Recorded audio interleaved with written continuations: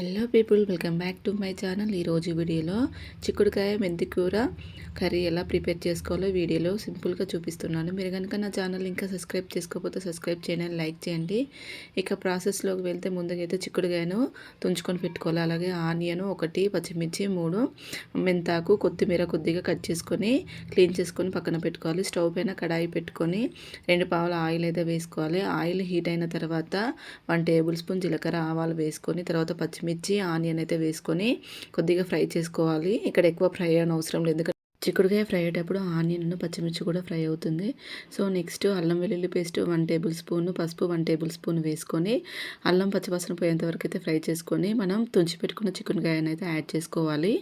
ఇక్కడ నేను చిక్కుడుకాయ యాడ్ చేసిన తర్వాత మెంతాకు అయితే యాడ్ చేస్తున్నాను. ఒకవేళ మీకు నచ్చకపోతే ఇక్కడ మనం మెంతాకు అనేది ఆయిల్లో ఫ్రై చేసుకోవచ్చు. ఆయిల్లో ఫ్రై చేస్తే కొంచెం చేదు ఎక్కువ ఉంటుందని ఇలా యాడ్ చేశాను. ఒకసారి మీరైతే ట్రై చేయండి, మీకు నచ్చితే మళ్ళీ ఇలానే ట్రై చేయవచ్చు. తర్వాత సాల్ట్ అనేది రుచికి సరిపడా వేసుకొని మూత పెట్టుకొని అయితే మగ్గించుకోవాలి.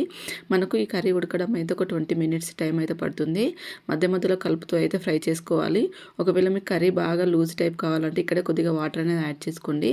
వాటర్ లేకుండా కూడా చిక్కుడుకాయ ఫ్రై అవుతుంది, ఎందుకంటే మనం క్లీన్ చేసేటప్పుడు వాటర్లో కడుగుతాం కదా. సో ఆ వాటర్ ఉన్న చిక్కుడుకాయలో వచ్చేస్తాయి. తర్వాత మనము పచ్చిమిర్చి అనేది కొద్దిగా వేసాం కదా, ఇక్కడ స్పైసీనెస్ కోసం అయితే 1 టేబుల్ స్పూన్ కారం అయితే యాడ్ చేశాను. మీకు నచ్చితే ఇంకొద్దిగా కూడా యాడ్ చేసుకున్న తర్వాత కొత్తిమీర 1 టేబుల్ స్పూన్ ధనియాల పొడి వేసుకొని ఇంకొక 5 మినిట్స్ అయితే ఫ్రై చేసుకోవాలి, ఉప్పు కారం అన్నీ పట్టేటట్టు. అంతే, ఇంకా స్టవ్ ఆఫ్ చేసుకోవడమే. ఇది రైస్లో కానీ చపాతీలో చాలా బాగుంటుంది. అలాగే సంక్రాంతి సీజన్లో సకినప్పాలతో చిక్కుడుకాయ కర్రీ ఎవరు తింటారో వాళ్ళైతే కమెంట్ సెక్షన్లో కమెంట్ చేయండి. Thank you for watching.